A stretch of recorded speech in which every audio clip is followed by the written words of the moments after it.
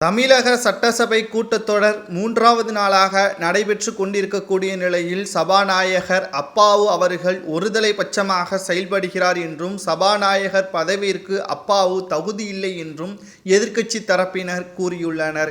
கடந்த 2 ஆண்டுகளாக சட்டப்பேரவையில் கள்ளக்குறிச்சி பற்றியான தகவல்களையும் நேரில் சென்று முதல்வர் ஸ்டாலின் அவர்கள் செல்லாதது ஏன் என்ற கேள்விகளும் எழுப்பப்படுகிறது. குறிப்பாக எதிர்க்கட்சி தலைவர் எடப்பாடி பழனிசாமி அவர்கள் முதல்வர் ஸ்டாலின் அவர்கள் பயத்தின் காரணமாகத்தான் கள்ளக்குறிச்சிக்கு செல்லாமல் இருக்கிறார் என்றும் தேவைப்பட்டால் அவருக்கு நாங்களே பஸ் வசதிகளோ அல்லது போக்குவரத்து செலவை நாங்களே ஏற்றுக்கொள்கிறோம், தைரியமாக போயிட்டு வரட்டும் என்றும் கூறியுள்ளனர்.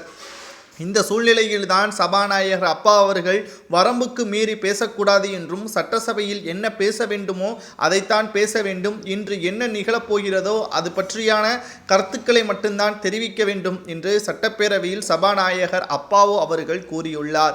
அதை எப்ப வேண்டுமானாலும் பேசிக்கொள்ளலாம். தொடர்ச்சியாக மரணங்கள் கள்ளச்சாராயத்தின் மூலமாக தமிழகத்தில் நடந்து கொண்டுதான் இருக்கிறது. அதுவும் கடந்த 2 ஆண்டுகளாகத்தான் அதிக அளவில் புழக்கத்தில் இருப்பதாகவும் கடந்த 1 ஆண்டுகளுக்கு முன்பாகவே காஞ்சிபுரத்தில் 11 நபர்கள் குடித்து மிகப்பெரிய ஒரு மரணத்தை ஏற்படுத்தியதை தொடர்ந்து 1 ஆண்டுகள் கூட முடிவடையவில்லை. அதற்கு பிறகு 52 மரணங்கள், அதுவும் காவல் நிலையத்திற்கு 300 மீட்டர் தொலைவில்தான் கள்ளச்சாராயம் குடோனும் இருக்கிறது.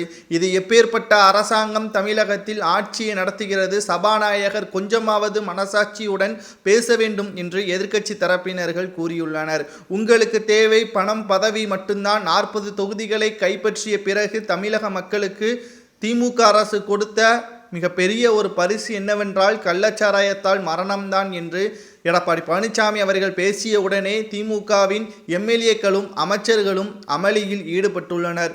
இதனால் சபாநாயகர் அப்பாவு அவர்கள் அமைதியாக இருந்ததன் காரணமாக எதிர்க்கட்சி தரப்பினர்களும் அமளியில் ஈடுபட்டனர். குறிப்பாக சொல்ல வேண்டும் என்றால் கள்ளக்குறிச்சி மரணங்கள் பற்றியான எந்த ஒரு நடவடிக்கையும் சட்டப்பேரவையில் பேசாமல் இருந்தால் என்னதான் செய்ய முடியும்? ஆட்சியை கலைத்துவிட்டு இவர்கள் மீண்டும் தேர்தலில் போட்டியிடட்டும் என்றும் கூறியுள்ளனர்.